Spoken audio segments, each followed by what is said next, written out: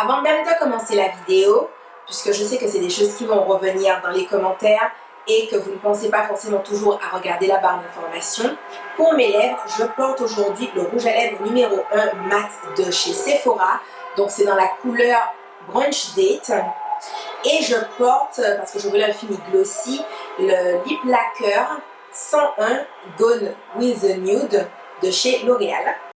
Et pour mes yeux, j'ai utilisé la palette Metallized de la marque Profusion que vous pouvez choper chez MB Beauty. Pour me maquiller, j'ai utilisé dans le premier tiers de la paupière le fard à paupières Showstopper. Et sur tout le reste que j'ai estompé dans le creux, c'est le Mic Drop. Alors désolée franchement pour tout le bruit, je vais essayer de faire mon possible pour le mixage audio de cette vidéo, mais je suis en train de filmer alors que la France vient de gagner. Voilà, je suis très certainement l'une des seules personnes qui ne s'intéresse pas plus que ça au foot. Alors je suis très contente qu'ils aient gagné, comprenez-moi bien, très contente, mais c'est vrai que ça me passe un petit peu au-dessus de la tête, donc moi je filme ma vidéo pendant que tout le monde est en train de fêter, voilà. Et ensuite alors, pour illuminer le coin interne de mon œil, j'ai mélangé Wannabe et Muse, voilà, donc c'est les deux là. Et mon highlight, je sais pas si tu peux voir que mon highlight est en flic, c'est Platinum, voilà. En tout cas j'aime beaucoup cette palette là, je trouve qu'on peut faire plein de choses avec et tout et tout. Anyway, on est parti pour la vidéo.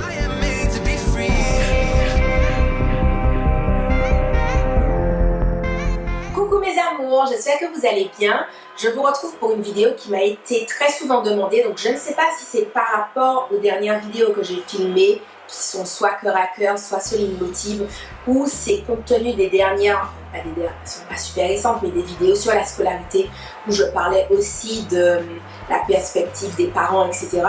Mais vous avez été super nombreuses, des filles qui m'ont posé ces questions-là, à faire une vidéo sur oui mais comment faire quand on ne s'entend pas avec ses parents, etc. Donc c'est une vidéo que j'ai voulu vous filmer spécifiquement sur ce sujet. Alors les copines, ne faites pas attention à la différence de luminosité, on est un bon moment après parce que mes deux batteries étaient à plat, donc j'ai dû en charger un peu une pour vous filmer la vidéo, etc. Bref, comme d'habitude, j'ai pris des notes pour rester claire dans ce que je veux dire et aborder point par point ce que je voulais dire et ne rien oublier. Alors la première chose que je voudrais vous dire par rapport à ça, c'est que être un parent, c'est un concept. Le concept de parentalité, c'est quelque chose qui est un devenir, c'est un processus. Personne ne naît parent. On ne naît pas parent, on le devient. À la différence de, on est tous enfants. Donc, j'essaie de vous dire, on le sait Soline, sauf que c'est important de le dire. On est tous enfants et parfois le processus de maturité n'est pas développé dans tous les domaines. Alors je ne dis pas ça dans un esprit de, oh j'envoie le blâme, shame, machin, salty, tout ça. Pas du tout. Vous savez, c'est une mentalité, c'est une façon de réfléchir qui est très enfantine, de rester sur le moi. Vous voyez bien que quand les enfants sont petits, ils sont très centrés sur eux-mêmes. C'est eux, c'est tout pour eux, il faut s'occuper d'eux. C'est comme ils voient les choses, comme ils aimeraient que ça soit fait, etc. Et beaucoup de personnes en grandissant ne sont pas sorties de cette mentalité de moi. Encore une fois, ce n'est pas dit dans une mentalité de vouloir faire honte ou de vouloir blâmer. Là, c'est une vidéo qui est sur les parents, mais n'importe quel adulte est susceptible d'être dans cette forme-là de maturité, si on peut dire, et de ne pas avoir réalisé que tout ne tourne pas autour de lui. Ensuite, vous devez comprendre que vous devez arrêter d'imiter vos parents. Alors, je sais, ça va vous paraître très surprenant, vous allez me dire « Ah non mais Soline, on n'est pas du tout comme eux, vraiment. Non mais eux, ils sont comme ci, ils sont comme ça. » Je n'arrête pas de leur expliquer que moi, ce que je veux faire, c'est ça, ce que je veux être, c'est ça, et eux, ils voudraient que je sois ci, ils voudraient que je sois ça, etc. Et vous, en fait, qu'est-ce que vous leur renvoyez comme message? Non, mais je veux que tu comprennes que moi, je veux faire ça. Je veux que tu comprennes comme moi. Je veux que tu comprennes ma façon de voir les choses. Mais en fait, vous faites exactement la même chose. Simplement, c'est pour une finalité qui est différente. Peut-être que vos parents veulent que vous alliez vers la gauche et que vous voulez aller vers la droite. Mais dans la forme, vous faites exactement la même chose. C'est-à-dire que eux, ils sont en train de vous dire non, mais il faut que tu fasses. Non, mais il faut que tu comprennes. Non, mais il faut que tu ailles.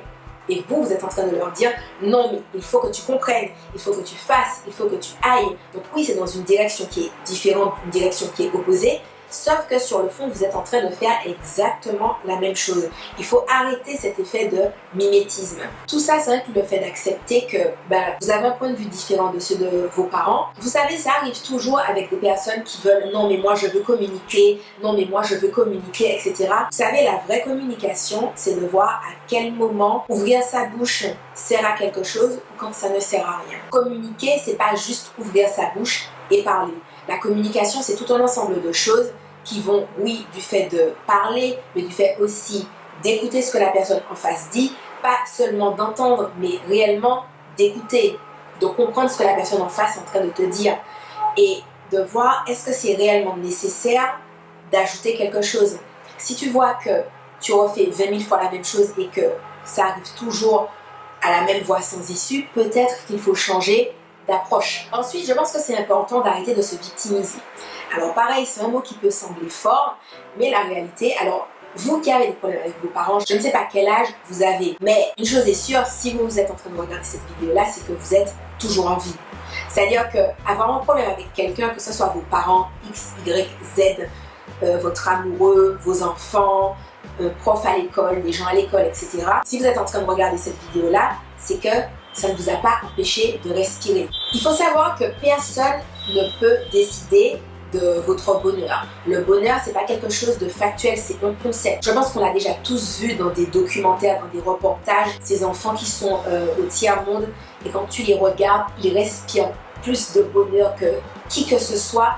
Le bonheur, le fait d'être heureux n'est pas basé sur on m'a dit ci, on m'a dit ça. C'est un choix, c'est une perspective de vie, c'est une façon d'appréhender la vie. C'est décider de voir la vie avec le verre à moitié plein et pas le verre à moitié vide. Alors choisissez de le voir à moitié plein et pas à moitié vide. Ne vous dites pas non mais je serai heureux, parce qu'en fait c'est dangereux de réfléchir comme ça, parce que vous serez toujours malheureux si vous vous dites non mais je serai heureux le jour où mes parents vont me comprendre.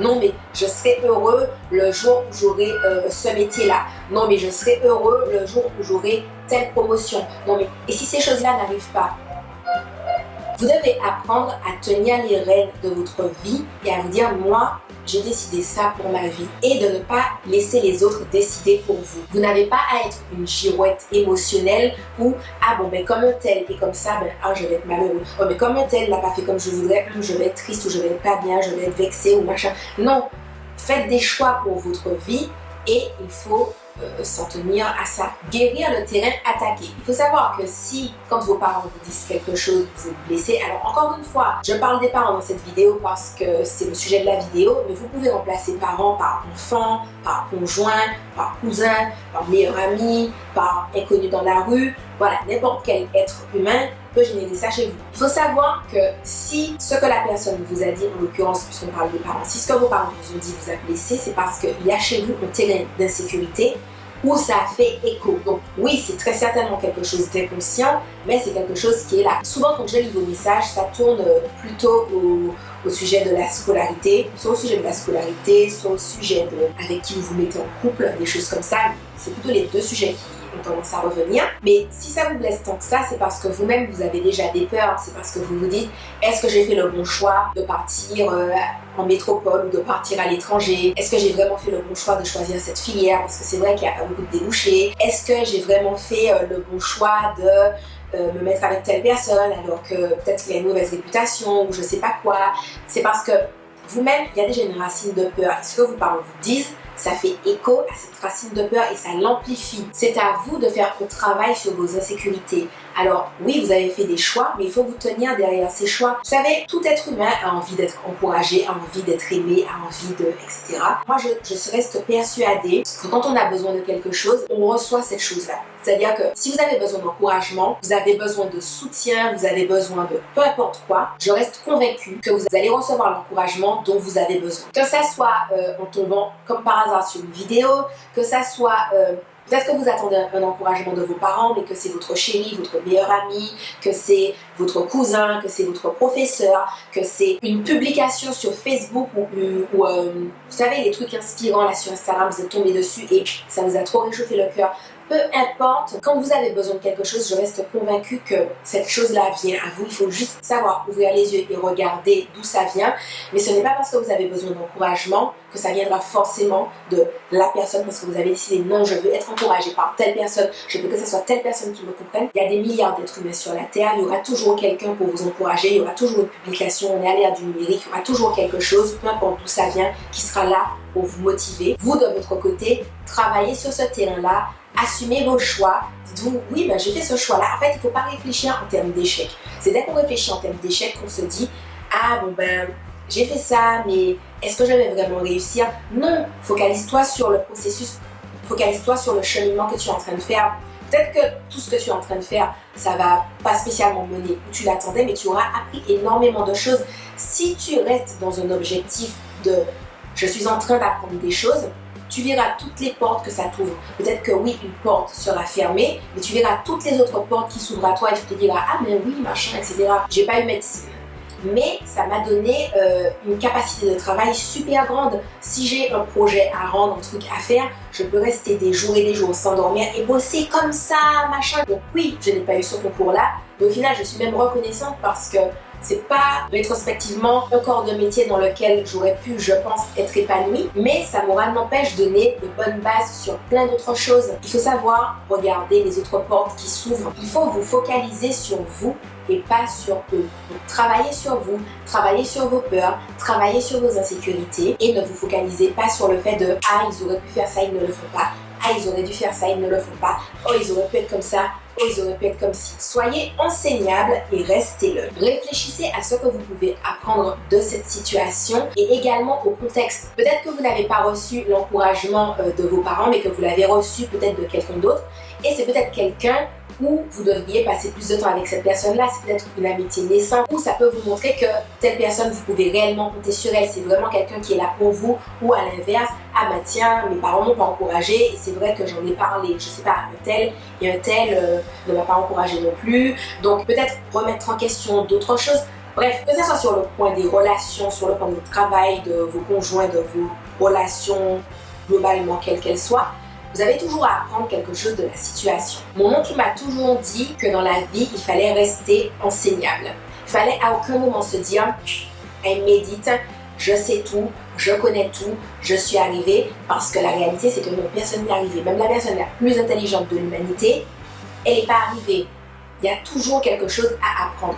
Donc, restez enseignable et dites-vous toujours qu'est-ce que je peux apprendre de cette situation. Moi, je vois mon oncle, il était médecin, spécialisé en médecine du travail et il ne s'est jamais dit ok, j'ai poussé 10 ans en médecine, j'ai fini, I made it, tu vois. Genre chaque année, il repartait en formation pour apprendre les nouveautés en termes de soins, pour apprendre de nouveaux protocoles, pour apprendre des découvertes qui avaient été faites, soit en termes de vaccins, en termes de nouvelles maladies ou d'anciennes maladies réapparues. Mais toujours, il repartait chaque année, à l'époque de l'automne, et il restait genre, je sais pas moi, 3 semaines, 1 mois en formation et il me disait toujours, tu vois, c'est pas tout le monde au travail qui fait cette formation-là puisque c'est pas quelque chose d'obligatoire, c'est toi qui demandes à partir en formation et lui chaque année, il demandait à partir en formation et il me disait, je ne sais pas tout, Soline, et même en revenant de ma formation, je ne sais toujours pas tout, mais c'est important de rester enseignable, non seulement en termes d'humilité, c'est bien, mais également en termes d'estime de soi, parce que si tu es enseignable, ça veut dire que tu apprends, si tu apprends, ça veut dire que tu as des capacités, et si tu admets que tu as des capacités, boum, tu es en train de mettre de la valeur sur toi, tu es en train d'apprendre à t'aimer, de t'accepter comme tu es. C'est vraiment tout un processus et c'est magnifique. Parfois, on peut grandir et perdre ce côté enseignable parce qu'on n'est plus dans les études et qu'on se dit je n'ai plus rien à apprendre, alors que si on a toujours à apprendre, que ce soit des autres, que ce soit des situations, que ça soit... Moi, je vois, il y a des choses que j'apprends en regardant des séries. Alors oui, je sais, j'abuse, mais je suis comme ça. Je vois par exemple, dernièrement, j'ai développé une passion pour les dramas coréens. Ça m'a interpellée de voir leur interprétation du confucianisme, alors que je me dis, de toutes ces années où j'ai lu Confucius, de toutes ces conversations que j'ai eues avec Marjorie sur le confucianisme, on ne l'a jamais interprété comme ça. Donc c'est fou de regarder toute une flopée de séries avec exactement le même schéma, exactement la même trame et de te dire, punaise, moi j'ai lu des récits, je me suis jamais dit ça. et de faire des recherches sur la sociologie en Corée, voir comment... Oui, ça vient juste d'une petite série où j'ai regardé une meuf avec deux gars. Voilà, une meuf, deux gars, elle est amoureuse d'un, l'autre ne l'aime pas, mais voilà, triangle amoureux, machin, tout ça, que des gens qui sont en mode. Et oui, ça m'a fait me poser des questions sur le confucianisme. Il faut rester enseignable en fait. N'importe quoi peut te pousser à la réflexion, peut t'enseigner de nouvelles choses. Alors peut-être que vous regardez cette vidéo et que vous vous dites « Oui, mais moi, mes parents ne sont pas enseignables. » Et alors, vous savez, je pense qu'il faut savoir discerner ce qu'on est censé faire. Je m'explique. Je pense qu'on a tous une lumière en nous et qu'on est tous là pour aider certaines personnes, pour les pousser à devenir meilleurs, à voir les choses différemment, à grandir, à évoluer, etc. Et si vos parents ne font pas partie de ce cercle-là que vous êtes amenés à aider, eh ben, d'autres personnes en fait. La réalité c'est qu'on est des milliards. Donc si sur les personnes qui sont censées impacter vos parents, c'est pas vous, laissez la place à la personne qui est censée le faire. Vous ne devez pas donner à vos parents de ne pas être les personnes que vous auriez aimé qu'ils soient. Vous devez briser cette espèce de cercle qui s'est formé de malveillance. Parce que c'est de la malveillance. Pourquoi vous regardez cette vidéo? C'est parce que ça ne va pas avec vos parents, que vous ne vous sentez pas assez aimé, vous ne vous sentez pas assez soutenu, vous ne vous sentez pas encouragé, etc. Parce que vous avez l'impression qu'ils vous disent « J'aurais aimé que tu sois différent, j'aurais aimé que tu fasses différemment, j'aurais aimé que tu sois autrement que ce que tu es. » Et vous leur renvoyez « Moi aussi, j'aurais aimé que tu sois autrement, que tu sois autre chose, que tu sois quelqu'un d'autre que la personne que tu es. » Et c'est hyper triste. Et c'est de la malveillance à l'état pur que de vouloir dire à un autre être humain « J'aimerais que tu sois autrement que la personne que tu es. » Vous devez être cette personne qui casse ce cercle-là de malveillance et accepter vos parents comme ils sont. Comme à chaque fois dit Marjorie, nos parents sont beaucoup plus âgés que nous et parfois on ne peut pas changer des gens, tu vois. Simplement accepter vos parents pour qui ils sont. Je pense aussi que c'est très destructeur pour soi-même que de vouloir changer un autre être humain, que ça soit ses parents, son copain, sa copine, son mari, sa meilleure amie, son meilleur ami, son cousin, son oncle, le prof, la copine de classe ou je ne sais quoi. Vous devez vous pardonner d'avoir déjà voulu changer quelqu'un d'autre. Vous devez vous pardonner d'avoir véhiculé cette impression à quelqu'un d'autre qu'il n'était pas assez, que son être, c'est pas ce que vous aimeriez qu'il soit et vous pensez qu'il serait mieux s'il était différent ou quoi que ce soit. Les gens sont comme ils sont. Ils sont. De la même façon, j'en ai déjà parlé dans d'autres vidéos, le concept du « je suis », les gens sont. Laissez-les être. Vous aussi, c'est ce que vous voulez en fait. Vous voudriez juste être et qu'on vous accepte comme ça. Mais acceptez les autres juste comme ils sont. Vous devez faire ce choix d'acceptation et d'amour. Je comprends que vous ayez envie de communiquer avec vos parents, mais cherchez un terrain qui, à la limite, n'est pas miné. Si vous ne pouvez pas parler de vos études ou de votre copain ou je ne sais pas quoi, parlez d'autre chose. Parlez de l'actualité, parlez du temps qu'il fait, parler de recettes de cuisine que vous avez vues. Je ne sais pas si vous avez grandi en voyant votre maman qui cuisinait, etc. Vous pouvez lui dire « Ah ben, je suis tombée sur un livre, un magazine, ou bien « Ah tiens, tu sais, j'aimerais trop refaire cette recette que tu faisais quand j'étais petite, est-ce que tu peux me l'envoyer ?» machin. Trouvez un sujet de conversation qui est autre que les sujets qui sont conflictuels. Et si ça ne marche pas, tenez-vous juste au truc de « Ah, comment ça va, quoi de neuf ?» au truc absolument basique. Vous savez, c'est pas tout le monde qui aura des parents comme on voit dans les séries américaines ou je sais pas quoi, où c'est des parents un peu besties, fusionnels, on parle de tout, on fait tout ensemble, on rigole. On n'aura pas tous la famille type ma famille d'abord. Dites-vous juste que quand vous allez vous créer votre famille, essayez de faire les choses différemment et justement briser dès maintenant ce cercle de malveillance pour vous aussi ne pas le reproduire quand vous aurez votre propre foyer. Il faut accepter le fait que vous n'aurez peut-être pas le type de relation avec vos parents que vous aimeriez, mais que ce n'est pas grave. Il faut apprendre à laisser couler et à accepter ce qu'on a. Travaillez sur vous, laissez couler et ne vous focalisez pas sur eux. Vous savez, parfois, les enfants, quand ils ont peur de quelque chose, ils peuvent être super vindicatifs parce qu'en fait, c'est une situation qui leur fait peur, c'est un truc qui leur fait peur. Imaginez vos parents comme simplement de grands enfants qui ont peur de certaines choses et qui communiquent très mal dessus. Juste laissez couler et vous focalisez-vous sur vous. Apprenez à vous regarder vous-même avec amour et bienveillance et vous verrez que vous accepterez aussi vos parents comme ils sont et vous commencerez à les regarder de plus en plus avec amour et bienveillance. Vous devez aussi apprendre à vous différencier de vos parents, c'est-à-dire que c'est pas parce que vos parents ne sont pas contents que vous aussi, vous devez ne pas être content. Vous n'êtes pas vos parents. De la même façon, ce n'est pas parce que vos parents amènent peut-être un sujet de type conflictuel que vous devez rentrer dans ce conflit. Parfois, mes parents peuvent me parler de sujets où je sais qu'on n'a pas le même avis. Juste le fait de dire, en fait, qu'on n'a pas le même avis, ils peuvent mal le prendre en mode Soline est énervée, elle est dans la rage, elle est dans la haine, machin, etc. Moi, je sais à 8000 km que je suis tranquillement en train de préparer ma poêlée de courgettes et que je m'apprête à aller regarder une série sur Netflix. Et que non, je ne suis pas fâchée. Pourquoi? Parce que j'ai traité le terrain dont ils parlent et que leur peur ne trouve pas d'approche chez moi. Donc je vois juste que comme ils ont peur pour mon avenir, pour ci ou pour ça, ils me parlent d'une façon, en tout cas que je ne trouve pas bienveillante. Sauf que moi, j'ai repris mon pouvoir, j'ai pris la décision que mes émotions m'appartiennent, je ne vais pas laisser les gens, que ce soit mes parents ou quelqu'un d'autre, jouer le yo-yo avec mes émotions, avec mes ressentis, etc. Pareil, je vous dis ça, c'est pas quelque chose qui s'est fait tout de suite comme ça a pris du temps, mais vous devez faire ce choix de travailler sur vous en fait. Donc voilà les amis, j'espère que cette vidéo aura pu vous aider, vous éclairer et vous faire voir les choses différemment sur les situations de conflit avec vos parents. Comme je vous l'ai déjà dit, il y a toujours des codes promo en barre d'informations, donc pensez à les checker. Également, toutes les références pour mon maquillage sont en barre d'informations. En ce moment, j'ai un code promo pour le Panda Thé, pour Madame la Présidente, et si jamais il y en a d'autres qui seront en barre d'informations. Le lien pour ma crème d'hibiscus en collaboration avec Kalia Nature est en barre d'informations, c'est elle que j'ai là, voilà. Quatrième jour de Wash and Go et je trouve que mes looks sont toujours aussi attaqués de la bomba. Et le lien pour mon livre Self Love est toujours en barre d'informations. Donc voilà, merci d'avoir passé ce moment avec moi et je vous fais de gros bisous. Je vous dis à la prochaine dans une autre vidéo. Bye bye!